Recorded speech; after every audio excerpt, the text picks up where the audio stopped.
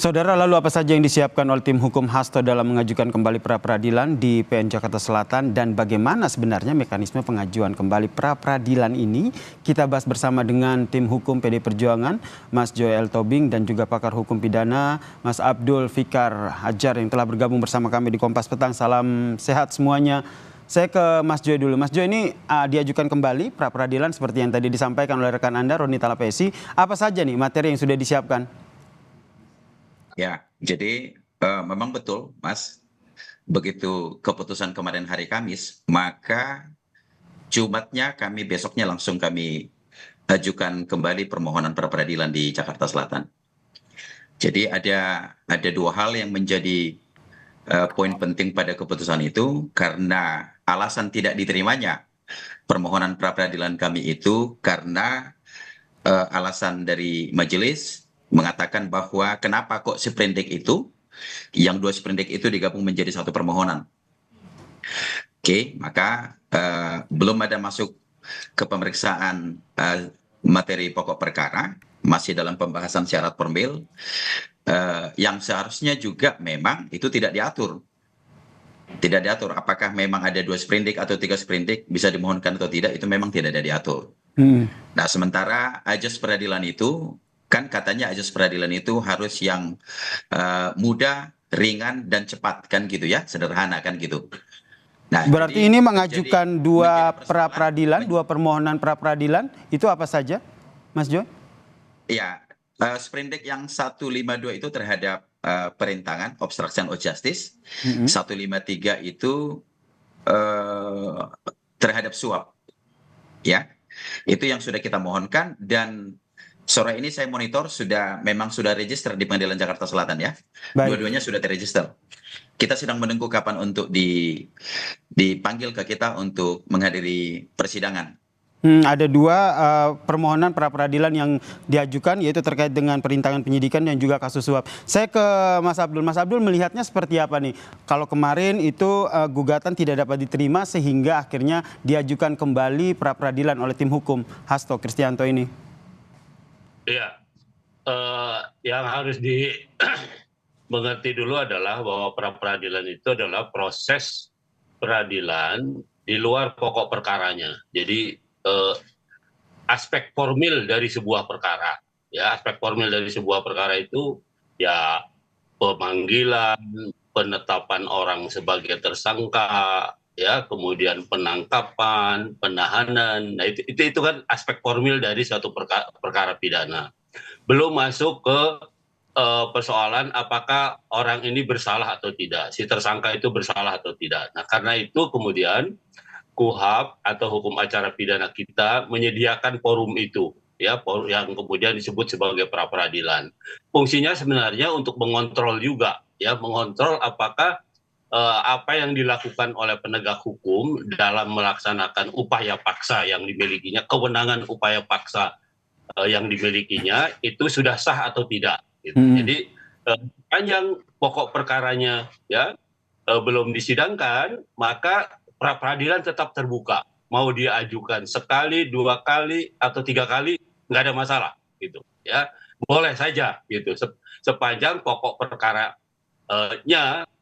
belum disidangkan. Tetapi meskipun sedang diajukan pra-peradilan, bahkan umpamanya sedang dalam pembuktian seru-serunya, gitu ya, tetapi kemudian pokok perkaranya mulai disidangkan, maka dengan sendirinya perkara pra-peradilan itu gugur.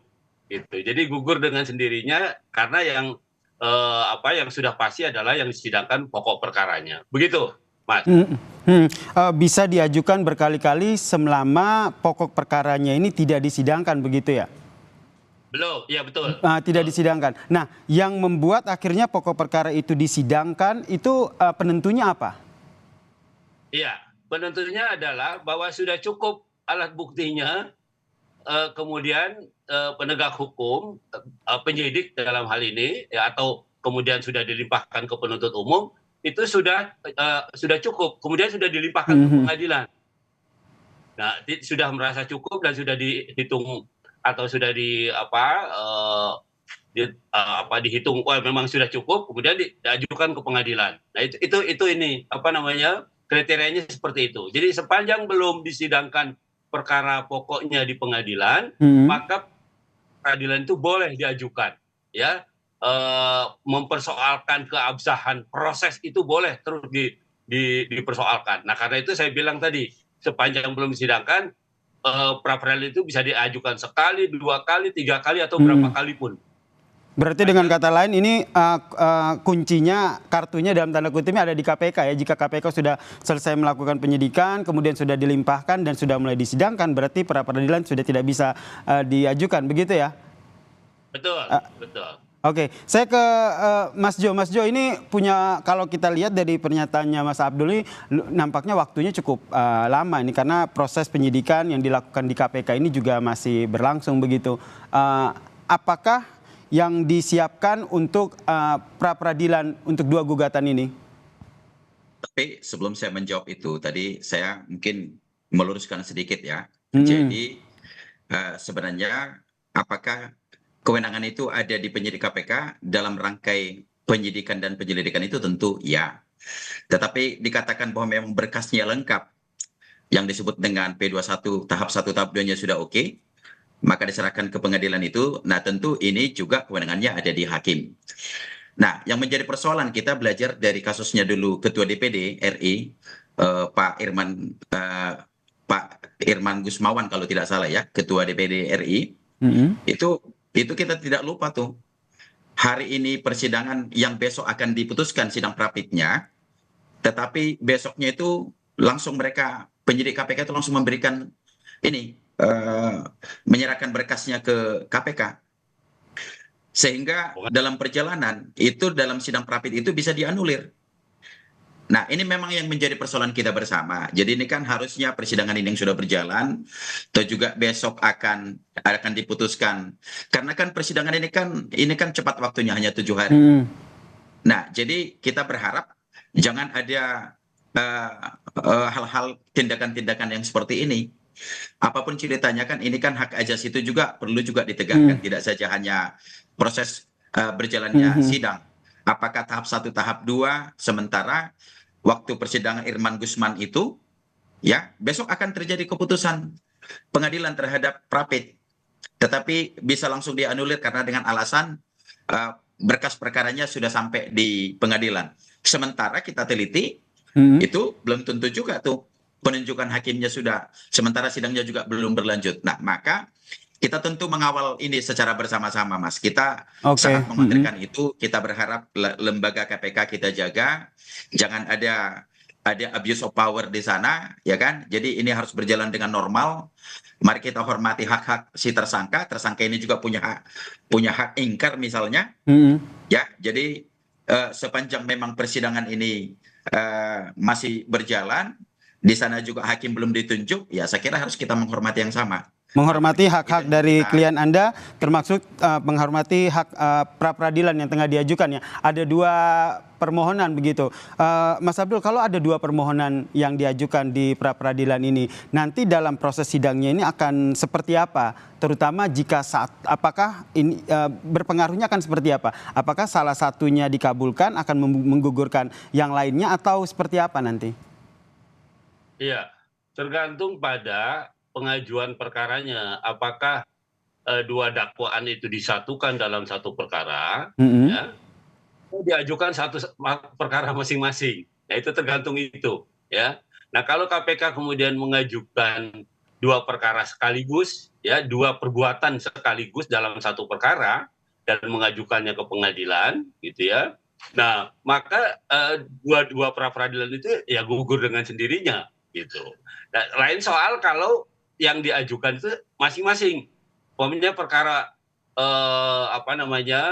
penghalang-halangan dulu, masuk dulu, yang lainnya belum. Nah, itu baru bisa menghentikan hanya satu perkara gitu. Tetapi kalau dalam perkara itu sekaligus diajukan, ya baik itu penghalang-halangannya maupun kemudian pemberian suapnya juga umpamanya langsung diajukan dalam satu paket perkara, maka pra peradilan yang diajukan dalam dua model pra peradilan ini ya gugur dengan sendirinya begitu. Tapi intinya adalah ketika pokok perkara itu sudah disidangkan di pengadilan, maka pra peradilan itu gugur. Karena pra peradilan itu hanya mempersoalkan formalitas dari proses pidana, yaitu penersangkaan, penangkapan dan penahanan, ya, atau penyitaan barang bukti di dalam satu proses perkara. Begitu, Mas. Kalau untuk keputusan di Pengadilan Negeri Jakarta Selatan sendiri untuk dua permohonan ini yang Anda lihat akan seperti apa dalam proses hukumnya? Ya, kalau sudah dijatuhkan putusannya, ya, sampai sejauh manapun tahapannya, ya, sebelum pokok perkara itu disidangkan, maka ya perkaranya menjadi gugur. Artinya prosesnya dinyatakan tidak sah oleh pengadilan, gitu. Ya karena itu perkaranya, kalau istilah balapan itu ya mengulangi start ulang lagi, gitu. Jadi nol lagi, gitu perkaranya. Nah itu kalau diputus bahwa memang formalitasnya tidak sah, ya, pentersangkaannya, penangkapannya, penahanannya dinyatakan tidak sah, perkara itu gugur dengan sendirinya dan harus dimulai lagi dengan penyidikan perkara baru, begitu, dengan penyidik baru. Ke Mas Jo, apa saja nih bukti yang dihadirkan nanti dalam permohonan pra peradilan untuk dua perkara ini? Ya, sebenarnya dalam syarat formil yang sudah kita tetapkan tadi seperti yang disampaikan Pak Abdul Fikar itu kan soal pemanggilan, pemeriksaan, penggeledahan, penyitaan, dan terus ditambah keterangan saksi fakta, ada para ahli, ini kami sudah siapkan. Dan ini sudah kita selesaikan, sudah kita rampungkan semua, dan terkait syarat-syarat formil itu sudah kami nyatakan lengkap, maka sudah kami daftar hari Jumat kemarin. Nah, yang terpenting sih, Mas, adalah yang menjadi himbauan kami dari selaku kuasa hukum, kami memohon kepada penyidik KPK agar bertindak betul-betul profesional kan. Jadi seluruh rangkaian pemeriksaan ini adalah benar, apa adanya, artinya betul-betul memang tidak ada dalam tekanan yang luar biasa melakukan intimidasi kepada siapapun. Itu yang terpenting dulu. Yang kemudian bahwa syarat-syarat seorang tersangka itu kan tentu dalam kapasitas statusnya sebagai tersangka itu pun benar harus diminta diperiksa kembali, dimintain keterangan. Jadi kami bermohon sekiranya seluruh tahapan-tahapan mekanisme yang ada itu terkait dengan mekanisme SOP di KPK itu harus dijalankan dengan baik dan benar. Baik. Jangan ada yang menyimpang dari itu, gitu loh. Misalnya, jangan sampai misalnya mereka limpahkan ini dinyatakan P21 tanpa tidak pernah memeriksa seorang tersangka untuk yang setelah dinyatakan sebagai tersangka. Baik. Nah, ini yang nanti kita nantikan bersama seperti apa sidang pra peradilan yang nanti akan diajukan kembali. Ada dua permohonan yang diajukan di Pengadilan Negeri Jakarta Selatan untuk kasus yang menjerat Sekjen PDIP Hasto Kristianto. Terima kasih kuasa tim hukum dari PD Perjuangan Mas Johannes Tobing dan juga pakar hukum pidana Mas Abdul Fikar Fajar telah bergabung bersama kami di Kompas Petang. Salam sehat semuanya.